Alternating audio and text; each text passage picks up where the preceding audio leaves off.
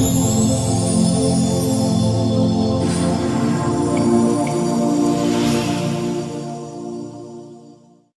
बच्चों, कैसे हैं आप?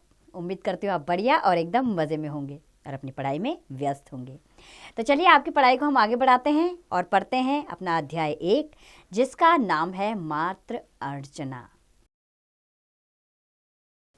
बच्चों, मातृ अर्चना का अर्थ होता है अपनी मातृभूमि की प्रार्थना करना, उनकी अर्चना करना, यानी कि उनको नमन करना, क्योंकि ये मातृभूमि जिनकी वजह से हमें सब कुछ मिलता है, हमारी माता है, ये हमारी जननी है, हमें रहने के लिए सुख साधन सब कुछ हमें यहीं से प्राप्त होता है। तो आइए इसका जय जयकार करें और इस कविता के माध्यम से जानें। तो कविता की पंक्तियां हमारी यूं हैं कि जय जय जय भूभारती। भूभारती का अर्थ होता है बच्चों हमारी मातृभूमि, मातृभूमि जिस पर हमने जन्म लिया है।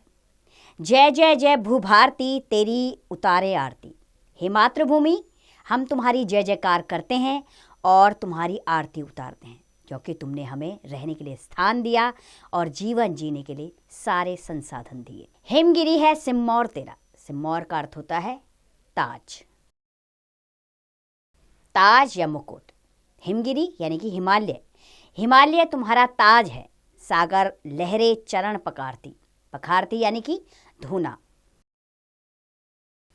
अर्थात हे मातृभूमि, तुम्हारे सिर पर ताज है जो हिमालय के रूप में है और तुम्हारे चरणों में लहरें चरण पखारती है, क्योंकि हमारे दक्षिण में भारत के हिंद महासागर है, तो वो लहरें जो हैं वो तुम्हारे चरणों को धोती हैं।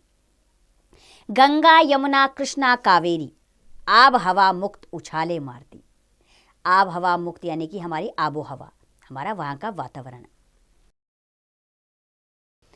तो यहाँ गंगा यमुना जैसी नदियाँ जो हैं वो क्या करती हैं, वो हमारी आबो हवा को शुद्ध बनाती हैं। राम कृष्ण गौतम की जननी, सत्यम शिवम सुंदरम उच्चारती। यहाँ राम जैसे महापुरुष, कृष्ण गौतम जैसे इंसानों ने, महापुरुषों ने जन्म लिया, तो इनकी जननी है। और सत्यम शिवम सुंदरम, इसका उच्चारण हर कोई करते हैं। सत्यम यानी कि सत्य ही शिव है और शिव ही सुंदर है, इसका उच्चारण हर किसी की जबान पर है। सब शरणागत गोद में, शरणागत यानी कि शरण में आने वाले, अर्थात तेरी शरण में कोई भी आ जाए उसको यहाँ शरण अवश्य मिलती है, तो उसको अपनी गोद में लेती है। अंतर कोई न जानती, किसी के साथ कोई भेदभाव नहीं करती, न कोई जन्म जात ना रंग रूप का भेदभाव। जो भी तुम्हारी शरण में आएगा उसको यहाँ शरण अवश्य मिलेगी। हो अन्नदाता हो धन्यदाता। अन्नदाता यानी कि अन्न देने वाला और धनदाता यानी कि धन देने वाला। हो अन्नदाता हो धनदाता, हम सबको तू ही पालती। चाहे अन्नदाता हो, अन्नदाता यानी कि हमारे किसान, या धन देने वाला कोई भी हो, तू सबको ही यहाँ पालती है, सबको एक समान समझती है, किसी के साथ कोई भेदभाव नहीं। हम रंग गए हर रंग से, है तन से मन से भारती। हम जब से हमने इस मातृभूमि जन्म लिया है तब से हम इसी मातृभूमि के रंग में रंग गए हैं और सबने एक ही रंग ले लिया है। तू तन मन से हम सबकी है और हम तन मन से अपनी मातृभूमि के हैं, अर्थात अपने देश भारत के। तो बच्चों, ये कविता हमें यह संदेश देती है कि हमें अपनी मातृभूमि के प्रति निष्ठा रखनी चाहिए, उसका गौरव बने रहना चाहिए, उसको विकास के रास्ते पर ले जाना चाहिए, उसको दूषित नहीं करना चाहिए। ये सारी बातें इस कविता के माध्यम से हमें बताई गई हैं कि कितनी सुंदर जन्म भूमि हमें मिली है।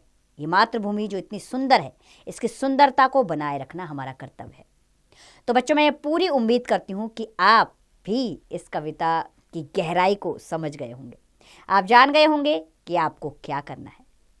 आप पर अब यह दायित्व है कि आप अपने इस देश को कैसे सुरक्षित और सुंदर रखते हैं, क्योंकि इसके गुणों के बारे में तो आप जान ही गए हैं इस कविता के माध्यम से।